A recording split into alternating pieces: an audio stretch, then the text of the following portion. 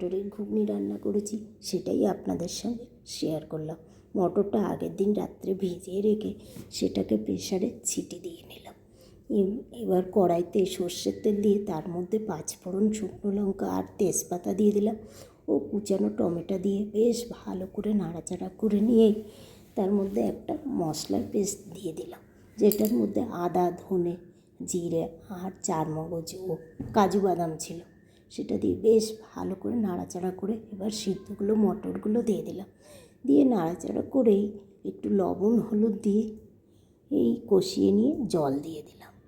এবার উপরের থেকে ভাজা জিরের গুঁড়ো, ধনের গুঁড়ো ছড়িয়ে দিলাম, দিয়ে বেশ ভালো করে নাড়াচাড়া করে নিয়ে একটু ঢাকা দিয়ে দিলাম, যাতে ঘুগনিটা মশলার সঙ্গে বেশ ভালো করে রান্না হয়ে যায়। দেখুন আমার ঘুগনিটা প্রায় হয়ে এসছে। এবার একটু গরম মশলা বাটা দিলেই বাস রেডি হয়ে যাবে আমাদের মটরের ঘুগনি। এখানে আমি অল্প পরিমাণ গরম মশলা দিয়ে দিলাম, সেটাকে দিয়ে বেশ ভালো করে নাড়াচাড়া করে নিয়ে নামিয়ে নিলাম। রেডি হয়ে গেল আমাদের মটরের না লুচি, পরোটা সব কিছুর সঙ্গে একেবারে জমে ক্ষীর। দেখুন কত সুন্দর।